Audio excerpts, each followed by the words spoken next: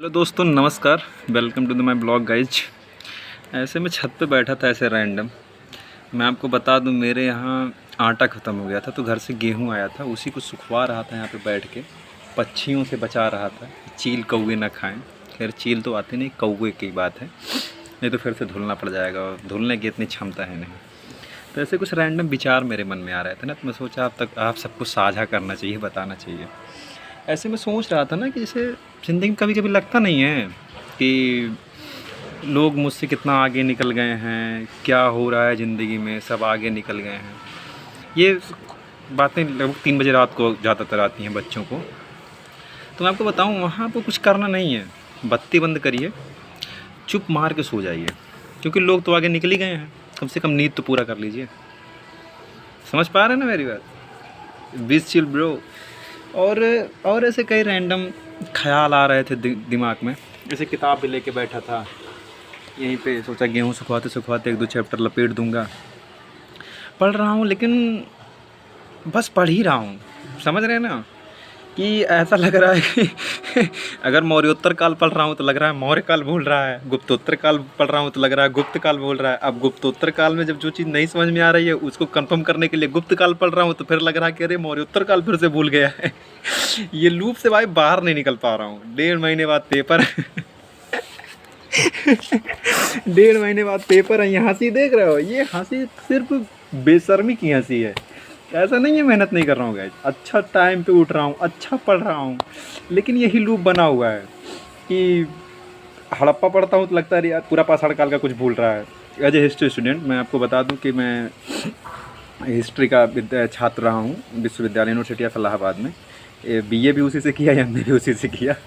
लेकिन भाई जो बेकारी पेश कर रहा हूँ ना कुछ नहीं हो सकता। इसीलिए मतलब तो मेरे दिमाग में आया कोटेशन है, जो लोग आगे निकल रहे हैं यार निकलने देते हैं ना भाई, काहे का लोड लेना भाई। तुम सो के उठोगे एक अच्छा इंसान रहोगे, खुद से बात कर पाओगे। मैं बता रहा हूँ कंडीशन। 4 दिन मैं ये पहले हिस्ट्री की बात कर लेते हैं भाई। पूरा पाषाण काल पढ़ रहा हूँ, ठीक है, तो लगता है कि जो उसके पहले इवोल्यूशन है धरती का और उसका जो कुछ ज्योग्राफी के भी कॉन्सेप्ट हैं वो भूल रहा है, ठीक। उसके आगे पढ़ता हूँ पूरा वो, अगर हड़प्पा पढ़ता हूँ तो लगता है पूरा पाषाण काल भूल रहा है। हड़प्पा के बाद अगर वैदिक काल में आता हूँ तो लगता है फिर अब हड़प्पा भूल रहा है। वैदिक काल से उत्तर वैदिक काल में जाता हूँ तो लगता है वैदिक काल भूल रहा है, ठीक है। महाजनपद काल में जाता हूँ तो लगता है उत्तर वैदिक काल भूल रहा है। ऐसे ही लूप बना हुआ है। और कैसे बताऊँ आपको, 100 क्वेश्चन आते हैं हमारे पेपर में, मतलब 150 ऐसे आते हैं, लेकिन हिस्ट्री इंपॉर्टेंट है। 4 दिन लगातार मॉक में 73-74 जाएगा, मतलब अच्छा स्कोर है 73-74 इन मतलब नेट जेआरएफ कैटेगरी अच्छा स्कोर माना जाता है। लेकिन प्रॉब्लम ये नहीं है अच्छा स्कोर माना जाता है। 4 दिन 73-74 जाता है, अच्छे से पढ़ाई हुई है, 5वें दिन पता क्या हुआ, आपका 60 आ गया।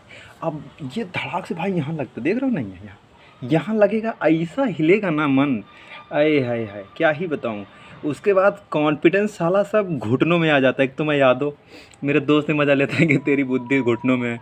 भाई कसम से इन रियलिटी बता रहा हूँ ना, उस समय सारा कॉन्फिडेंस घुटनों में घुस जाता है। जब 4-5 मॉक लगातार मार रहे हो तुम, ओली बोर्ड का या पीडब्ल्यू का, बस तुम 73-74-75 क्रैक कर रहे हो और घुस गए 60 वाली कैटेगरी में ना, तो लगता है जीवन में कुछ बचा नहीं है। यही सब छोड़ देना चाहिए। वैसे रैंडम थॉट है।